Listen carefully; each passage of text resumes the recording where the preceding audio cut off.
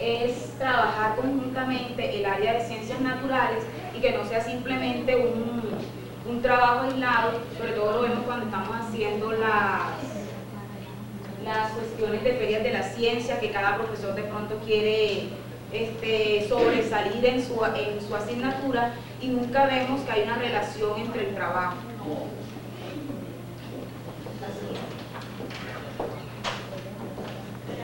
¿Cómo haríamos esta práctica? Lo primero que nosotros pensamos, pues, para que sea interdisciplinar, como lo dijo el profesor Covaleda, es que deben estar cada uno de los docentes que tienen que ver con esta práctica. Por lo menos el profesor de física, que tiene que trabajar los procesos de presión, el profesor de química, que tiene que trabajar los procesos de soluciones, medio hipertónico, medio isotónico, todas estas cuestiones, y el profesor de biología, que es el que debería trabajar la cuestión de los procesos de interacción celular, difusión, transporte activo, ósmosis, etcétera, etcétera, etcétera. El otro punto sería que deberíamos relacionar todos esos conceptos. ¿Cómo escogimos nosotros para relacionar todos esos conceptos? Un mapa conceptual, el cual lo va a explicar el compañero. Luego que vendría el proceso experimental, que ya sería la práctica en donde vamos a montar todo esto y vamos a interactuar todos estos procesos. Y por último, pues trabajaríamos las conclusiones y sugerencias que saldrían de cómo los estudiantes integraron este proceso y cómo ellos ven la relación entre las diferentes asignaturas. Ahora viene el compañero que va a explicar el mapa conceptual.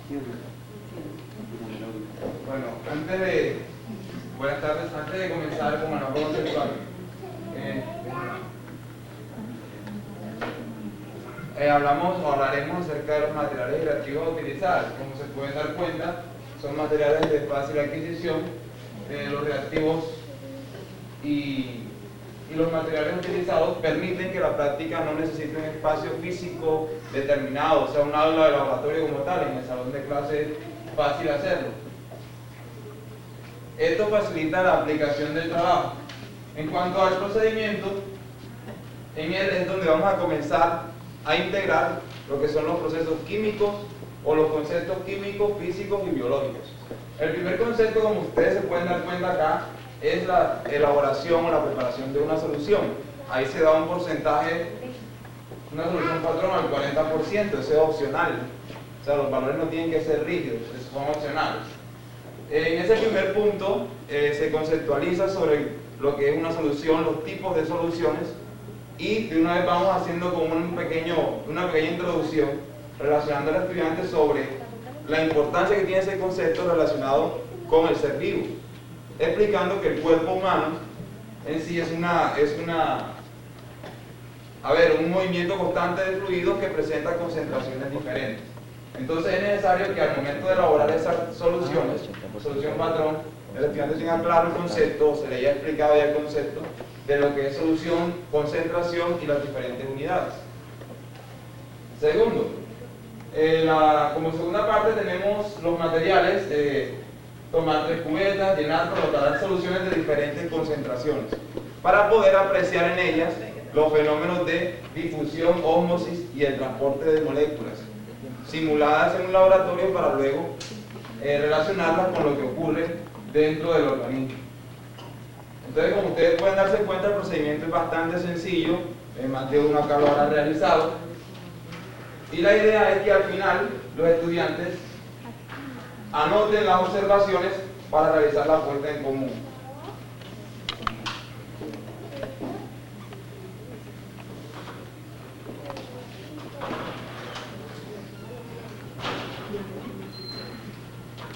Como se observa, el mapa conceptual lleva por título Interacciones de la célula, aclarando que las interacciones son simplemente las que se refieren, en este caso, al intercambio de sustancias con el medio.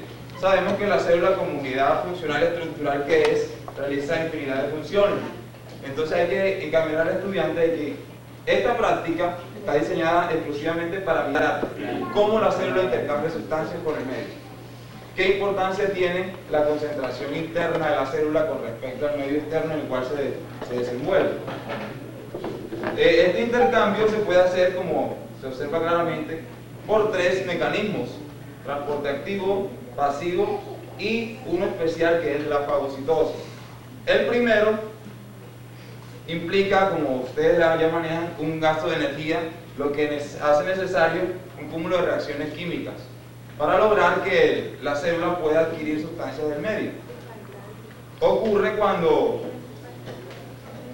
como todos sabemos, ocurre cuando esas sustancias se encuentran en menor concentración en el medio externo. Aquí podemos ver entonces la relación que ya vamos dándole a la práctica en el aspecto químico también, las reacciones que ocurren a nivel de la membrana para permitir el paso de la sustancia. El transporte pasivo no requiere gasto de energía, implica solamente procesos físicos. Entonces ahí es donde vamos a relacionar la parte física del proceso, lo que es la difusión, proceso de ósmosis, lo que genera las consecuencias. No solamente por qué se produce, sino cómo se produce y en qué se relaciona con un tejido o un ser vivo. Como ustedes se pueden dar cuenta acá, mencionamos dos conceptos en la parte inferior, lo que es la turgencia y la plasmólisis.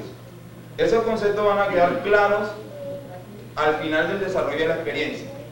¿Sí? Los que la han hecho saben que una de las bolsas se hincha, la otra se reduce el volumen.